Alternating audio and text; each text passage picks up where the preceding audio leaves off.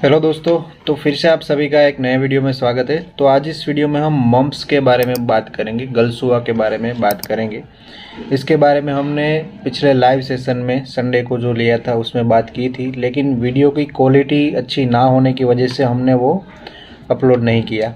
तो सोचा कि फिर से ये वीडियो बनाया जाए। तो इस वीडियो में हम मम्प्स के बारे में, गलसुआ के बारे में, उसके लक्षण जानेंगे, इसमें क्या कॉम्प्लिकेशंस होते हैं जानेंगे, प्रिवेंशन इसका क्या होता है, वैक्सीन्स कब लगवाई जाती है और किस समय पर लगवाई जाती है ये जानेंगे, और ट्रीटमेंट भी जानेंगे। तो वीडियो को लास्ट तक देखना दोस्तों। तो ज़्यादा देर नहीं करेंगे, चलिए शुरू करते हैं।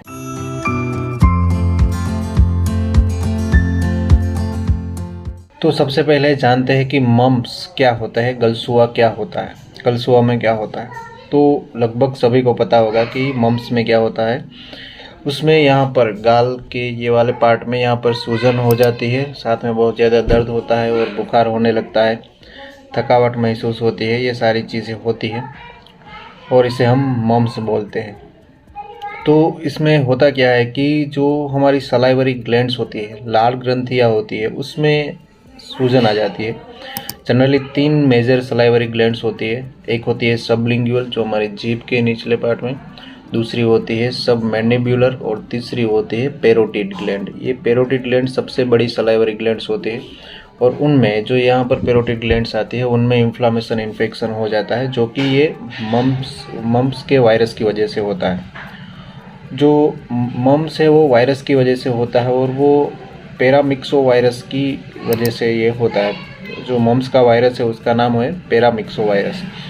और ज़्यादातर ये 5 से 15 साल के बच्चों में ज़्यादा होता है। जो छोटे बच्चे हैं और टीनेज ग्रुप के बच्चे हैं उनमें ज़्यादा होता है, बड़ों में भी होता है, लेकिन छोटी जो 5 से 15 साल के जो बच्चे हैं उनमें ज़्यादा देखने को मिलता है। और अब बात करते हैं कि इसका इंक्यूबेशन पीरियड कितना होता है। तो इसका इंक्यूबेशन पीरियड 2 से 4 हफ्ते होता है।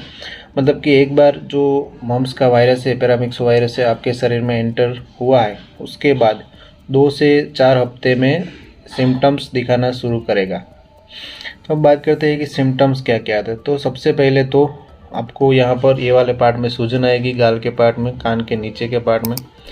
उसके अलावा बहुत ज़्यादा तेज़ बुखार होगा, चबाने में दिक्कत होगी, खाना खाने में दिक्कत होगी, क्योंकि यहाँ पर सूजन और बहुत ज़्यादा दर्द होता है और टेंडरनेस भी रहते हैं यहाँ पर। और साथ में भूख ना लगना और मांसपेशियों में दर्द होना, सिर दर्द रहना, थकावट रहना, ये कुछ कॉमन सिम्टम्स देखने को मिलते हैं मम्प्स। तो ये हो गए मम्प्स के लक्षण। अब हम बात करते हैं कि मम्प्स में क्या कॉम्प्लिकेशंस हो सकते हैं। अगर मम्प्स की ट्रीटमेंट सही से ना ली जाए तो उसमें कुछ कॉम्प्लिकेशंस हो सकते हैं, जैसे कि ऑर्काइटिस। ऑर्काइटिस का मतलब होता है कि पुरुषों में टेस्टिस में स्वेलिंग आ जाती है, उसमें इन्फ्लामेशन, सूजन होने लगती है, उसे ऑर्काइटिस बोलते हैं।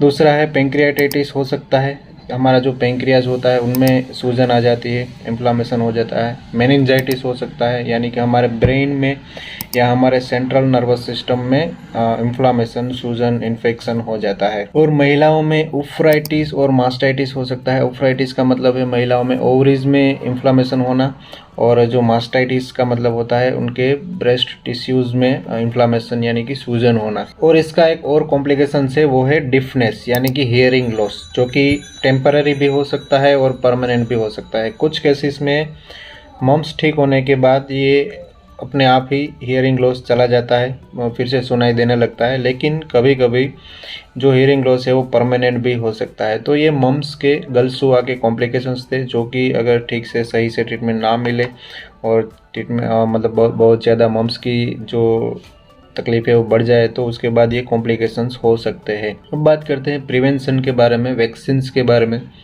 कि कौन सी वैक्सीन्स आती है, कब लगवानी चाहिए और मतलब कितना डोज वगैरह होता है। तो इसमें हमारे इंडिया में MMR की वैक्सीन आती है, जो कि इसका 3 डोज रहता है।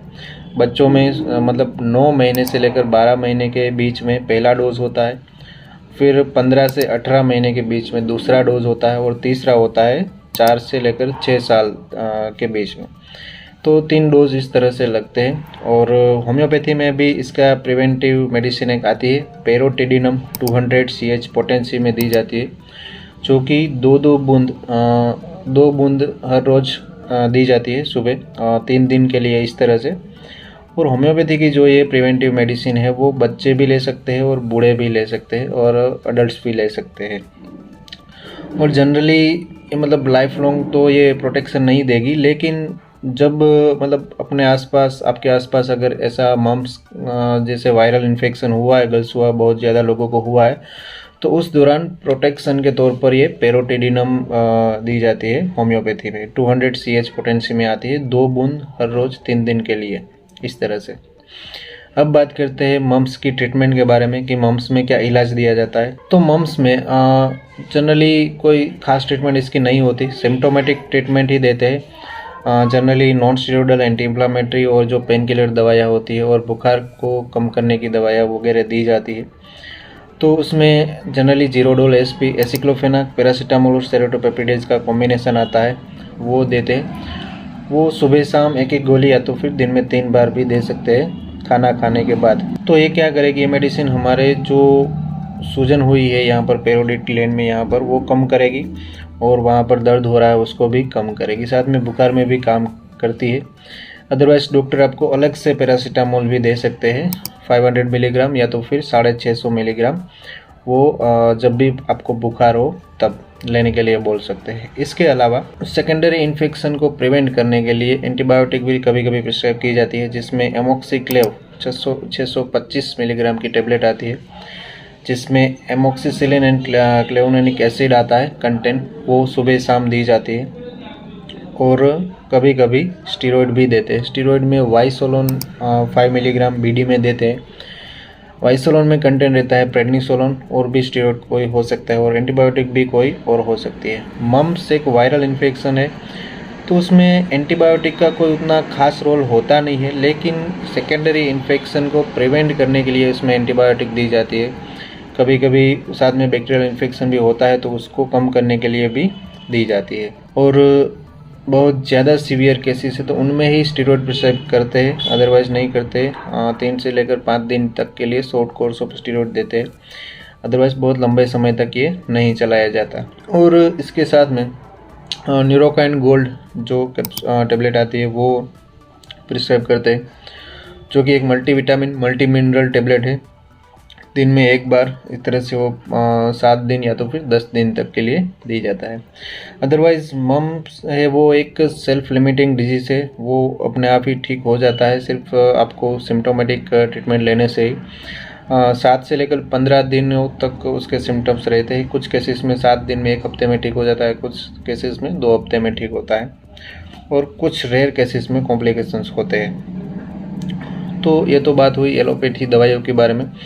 अब हम बात करते हैं होम्योपैथी में कौन सी दवाई देते हैं। होम्योपैथी में एक तो पेरोटिडिनम 200 CH पोटेंसी में, वो तो देते ही है, हर रोज़ सुबह 2 बूंद सिर्फ लेने के लिए बोल सकते हैं।